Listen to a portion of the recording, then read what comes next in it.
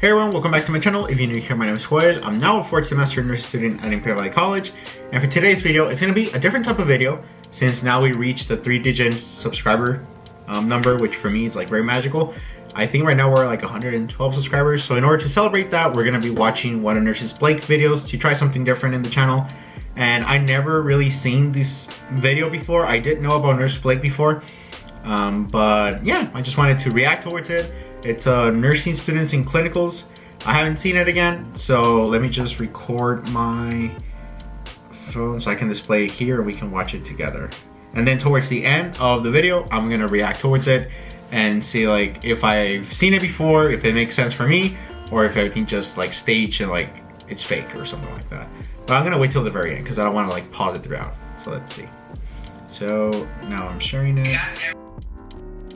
I got everyone munchkins, donuts, and then I also just had a few questions about the care plan. I don't know if there was a maximum number of pages we could do, but I've been doing mine. Oh my gosh, I've been working so hard, probably harder than everyone. Mine's like 150 pages, so I hope that's okay. What is the code to the supply closet? It didn't change from the last week. So no pound or pound?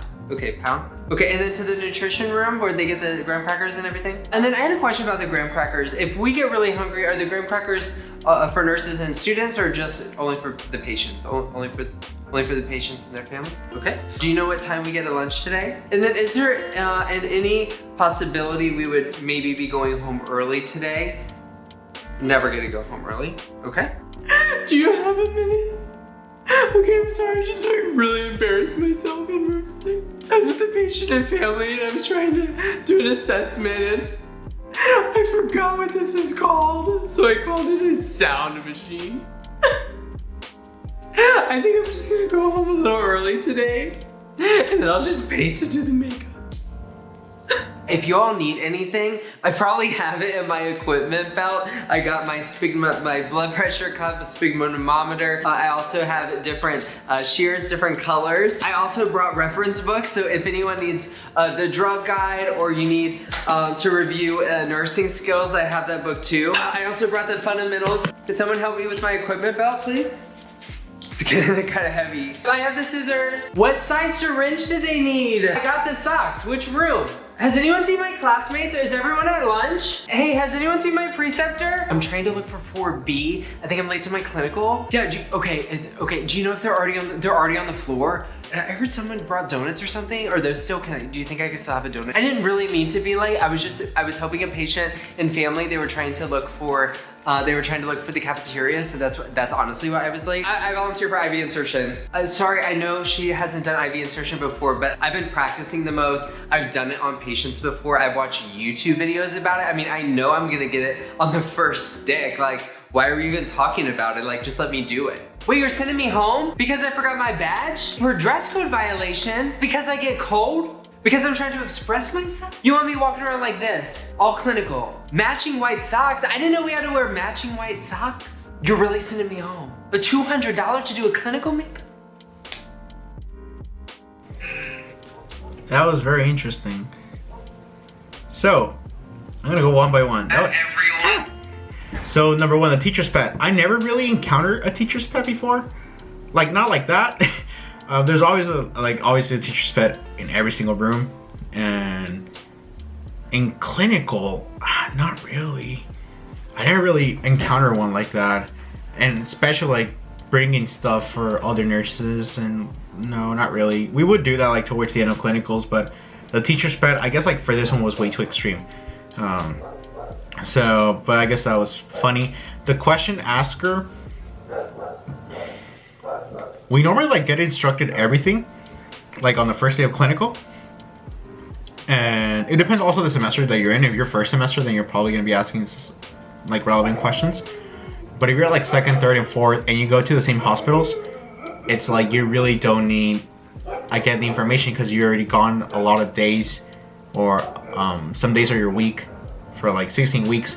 So you kind of like, it's now like a second nature, I guess, unless you're going to a different hospital, because we have 2 hospitals. And now I am in a different hospital, so, but again, like if I do need anything, I wouldn't ask my instructor directly. I would just ask my nurse when the time comes, like, oh, If it's linen, like, oh, does it have like any code? It's like, oh yeah, it's this. But I wouldn't ask it beforehand to have like a dictionary on my notepad, because like if my notepad gets missing or something, then they're gonna have like everything, the information there. Well, I would never forget my notepad, but you know, it's like I wouldn't ask for everything in the first go, like Nurse Blake did here as the question asker. So yeah, but I haven't seen it again, because it's like our professor does, or our instructor let us know of everything that we need to know for the time being. So it's like we really don't have to be asking like a lot of questions like that. The overwhelmed one, I haven't seen it either. Or at least like we're really good at faking that we're okay. So yeah, like we have gotten like embarrassed. There was one time with me, a patient was intubated, and I got in and everything, and then I forgot that she was intubated. I don't know why. And I started talking to her, and you can say like, well, I mean, that's okay, because you didn't just want to go in and just do your thing. Like, you know, maybe you want to talk to them, or because they can hear you. So I was like, oh, how are you feeling? And that was really funny for like after I left, of course, not like during the time, because I was so into like the robotic mode of like, oh, hello, my name is Joel, I'm gonna be your nurse for today. You know, I like saying all my introduction, and it's like, how are you feeling today? It's like unconscious. It's like, oh, I forgot. So that was funny for me, like when I got to share it. But I wouldn't be like, oh my god, like crying or something. Well, I guess like everybody has like a different tolerable level of overwhelmness. I would just laugh if something like overwhelming happened. I'll be like, oh god, like what is going on? But I haven't seen it in my groups or anything, like someone crying and be like, oh, I want to leave early today because like I feel so overwhelmed. I know it can happen, and I remember like now our clinical instructor from 4th semester told us like, if you do feel overwhelmed, like let us know, because first like it's you, and if you're overwhelmed and you feel like you're losing everything, like you don't have no control, then it's like we obviously cannot like keep you with the patients, because like if you can't control yourself, then you can't take care of others. So yeah, but that was interesting, so I just wanted to share that. The over prepared one, we do have some students like that, but not like that. In 3rd semester, that's where we were told like, if you want to bring like a drug book, bring like the big one that you have, like the Davies one or whatever big one that you have, rather than like the tiny one that we have for clinicals in our pockets, because it has like more information and stuff. So that's where like some students would carry those drug books, but they would like rarely open it. They would just like carry them. And like nurses there, when we are assigned with nurses and they, for some reason, they don't remember exactly what the medication does, they would just Google it, honestly. So they're like, yeah, like we don't carry, like the drug books are there, I guess, just to say that we have them, but you know, just look it up through here and everything. And I feel like my little tiny drug book convenient, because it's like, it's tiny, I can carry it with me, and this, like I cannot carry this with me like during the rounds and everything. So, and it's just like I just need to reinforce the information that I already know, because I have an idea what the medication does, but I want to like remember everything. So the little one comes in very handy, because it has like all the crucial things that you need to remember. But that's pretty much it, you know. And then some like students have like the tape, and then like the scissors, and then some other stuff, but they don't go around like bragging it. They just have it with them and they do their own thing. But it's not like this one that Nurse Blake was like, oh, I have it if you guys need anything or something. It's like, but yeah, with me I just carry my stethoscope, my pen light, my pen, like 2 pens, and then I carry my drug book, my notepad, which is where I like put my notes and everything, and that's pretty much it. You know, my secondhand watch, I guess, but that's pretty much it. I don't need more. The hot mess, I haven't seen it either, the hot mess. Maybe like on the first few weeks, or maybe first semester, because you're barely getting the hang of it. But I haven't really seen it with like other students, with myself. The late one, like nobody gets late ever. Like it's forbidden for us to be late, unless like a flat tire or like a family emergency or something. But like the one that we saw here, like holding the Starbucks thing, and it's like, oh, I got late because I was, you know, whatever excuse, like that's, I cannot even picture myself or any one of my group like being in that situation, because it just doesn't ever happen. Like they're so strict on the schedule and our timing that it's like you don't want to be late.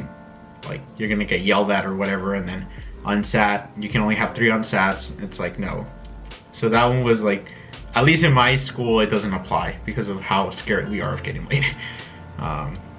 The confident one, that one I got a little iffy on towards the end. It's like, whatever you want, like discussing and like just give it to me.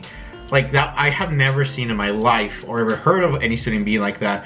There obviously are confident ones that they're like, oh yeah, I can do it, you know, but not like taking the spotlight from someone, or at least I haven't encountered in my group or heard of anyone doing that. And if you are a student like that, then just be conscious that it's really cool, and I respect you that you know how to do it confidently and that you're able to do the skill. That's the ideal stage that we want to be at.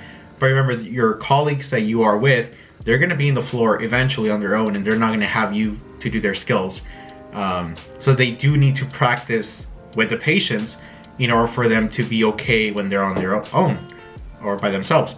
So if you just take off their spotlight, you're the only one benefiting from this, but the other nurses, the other like 15 people from your group, they're going to be at a disadvantage. So if you're confident with it, just give it to another person, because that way they can practice it, and then you'll feel better because you help them learn. So and then the dress code violation, we do have a strict dress code, and they would send us home.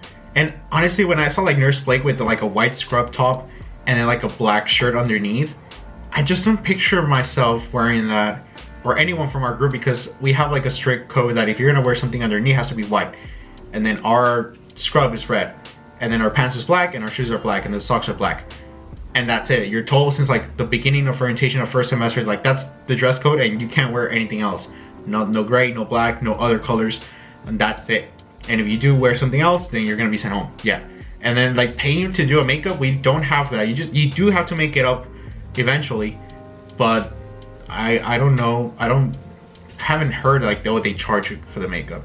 So yeah. But other than that, you know, it was a pretty cool video. I liked it.